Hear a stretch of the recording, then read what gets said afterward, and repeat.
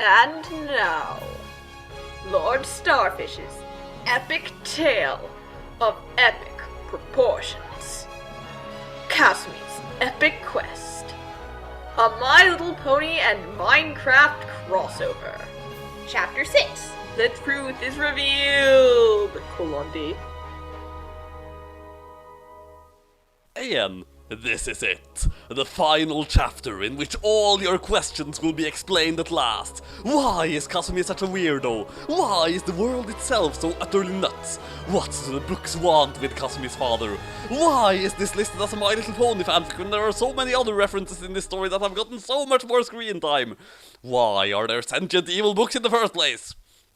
Okay, so that last one isn't really answered. I just thought, what would be a really random thing to put as the bad guy of the story?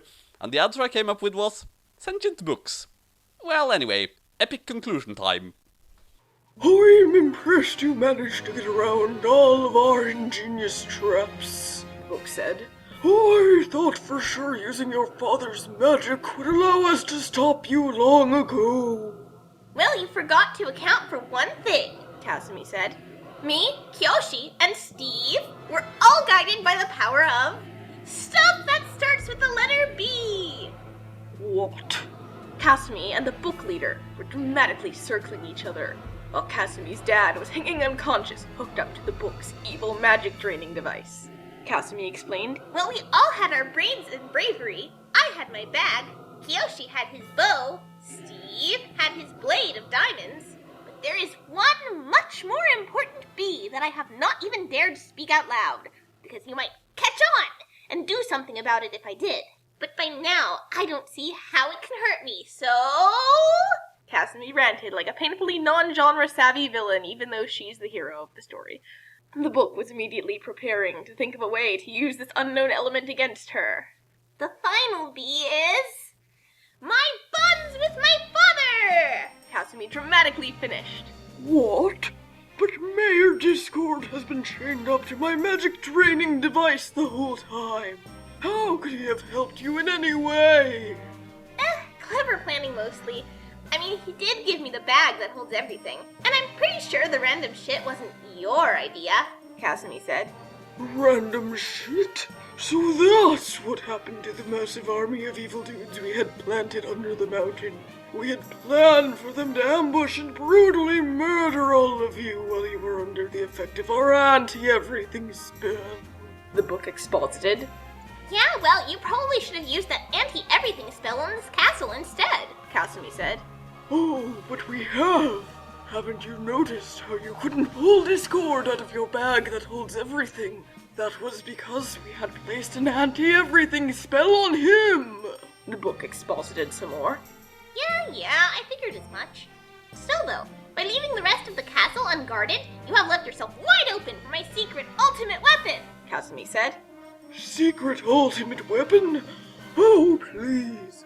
I can clearly see that you're not carrying anything, the book said. Hang on a second, Kasumi said, and jumped out the window, back down to the third floor balcony where Kyoshi and Steve were still hanging out. Hey, Kyoshi, mind if I borrow your stair? She asked. Suit yourself. You're the one insisting that only you are allowed to use your own character text, Kyoshi said.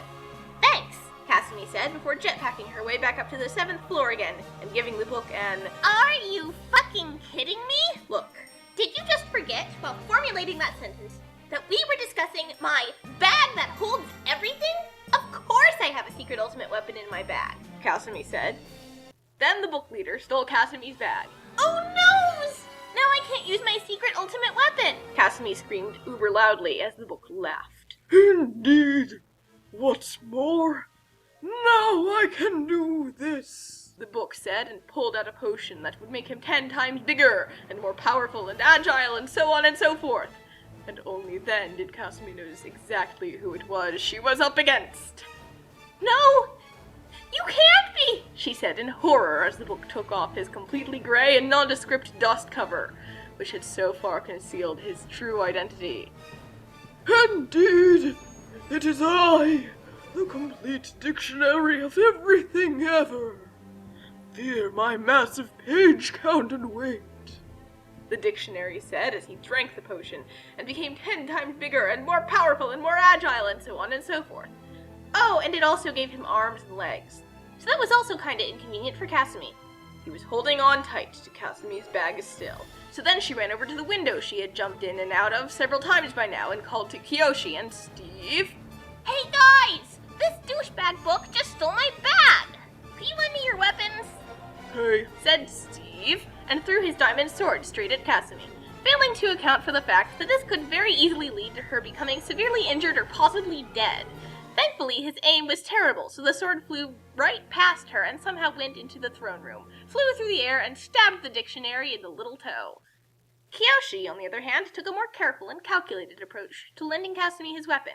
He fired arrows at the wall again, making another stairway of arrows, before running up to the 7th floor and just handing his bow and remaining arrows — he'd brought a lot of arrows — to her. Thanks again!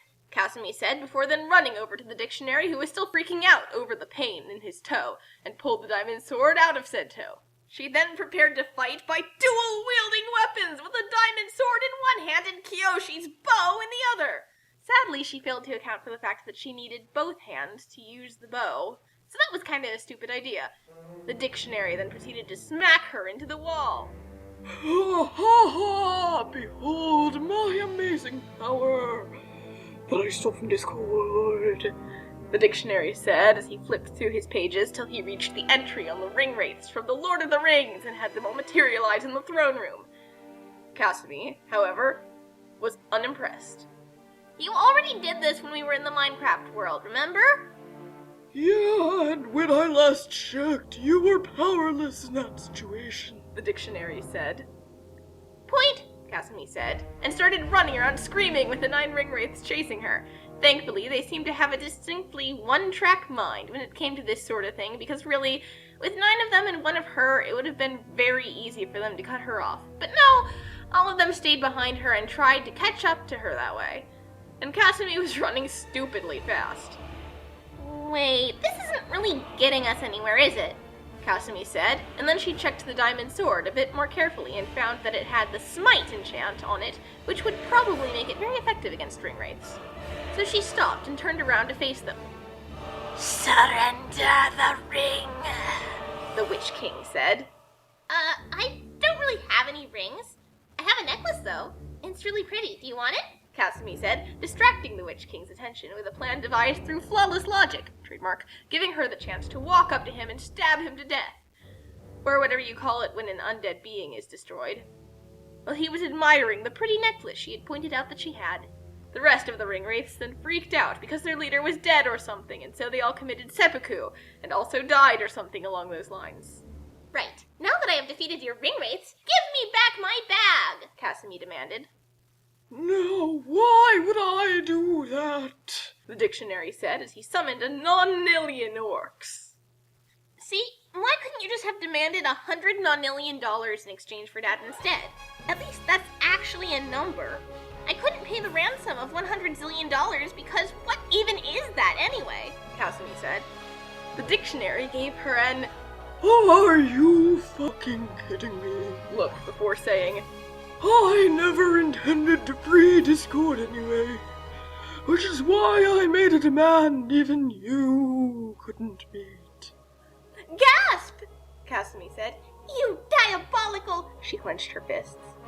dishonest! She bitch-slapped 1 octillion orcs to death in one simple motion. Really bad at your job!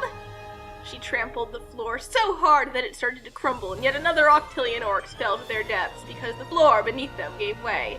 Cowardly! She threw Steve's diamond sword off in a random direction and it impaled 1 octillion more orcs. Completely illogical! Another 2 octillion orcs' brains exploded from the sheer hypocrisy of the completely insane daughter of Discord calling someone illogical. Cheap shot of a... She jumped into the air and fired arrows at another 2 octillion orcs using her feet instead of her arms for no apparent reason. surprisingly generic! 2 octillion more orcs just spontaneously died. Little! 1 septillion, 999 sextillion, 999 quintillion, 999 quadrillion, 999 trillion, 999 billion, 999,000,999,999 orcs, just plain ran away scared, and now there was only one left.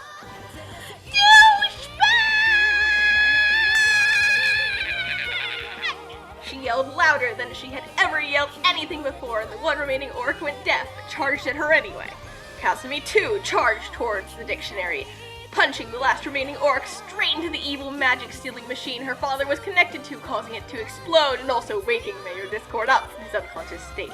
She continued running forward, leapt up and punched the dictionary so hard in the face that his fancy hardcover, made fancier than ever due to the magic potion, cracked and broke, and then the effect of the potion wore off, and now he was just regular the dictionary again. Kasumi then took her bag right back and stepped back to get ready to use her secret, ultimate weapon. Ho ho ho ho! You think that was all it took to defeat me? The dictionary said, as suddenly the wall behind him opened, and out of it, 10 nonillion books came rushing, all armed to the spine, with guns and swords and lightsabers and shurikens and rubber bands. Kasumi smirked. Well, no, but I do think that you are all pretty much screwed now, she said, as she pulled out her secret ultimate weapon. All the books stared in shock and despair as they saw what Kasumi's weapon was, and they all said their prayers, realizing that they were now well and truly screwed. Yes, for in Kasumi's arms, at this very moment, she was holding a preposterously massive flamethrower. Dad! Kasumi shouted. Yes, dear? Discord said. You might want to get out of the way, Kasumi said. Of course, Discord said, and teleported behind Kasumi, where he conjured up a comfy chair, a box of popcorn, and some soda. This is going to be good, he said.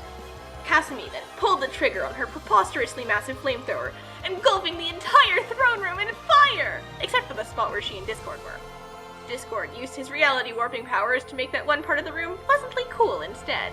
And so the books were all screaming in pain as they died horribly in the biggest book burning in the history of the world! Author's note, I really do not have anything against books, honestly. Thanks for the help, Kasumi, dear, Discord said. Yeah, and thanks for the bag that holds everything, Dad. It really came in handy, Kasumi said, and they hugged. Oh, you know, I had figured this would happen sooner or later, Discord said. Fair enough, Kasumi said. Then they exited what was formerly the book's castle, except that the book burning had melted the entire thing, and now there was just one giant pile of molten rocks, and Steve had died again, but it was okay because his bed next to the castle was unharmed, so he just respawned and then he went home. Kiyoshi had narrowly escaped death with only severe injuries and was sitting on the concert stage where Calafina had provided musical accompaniment earlier, but now they had gone home. Oh, hi, Kiyoshi. Looking kind of terrible there, huh?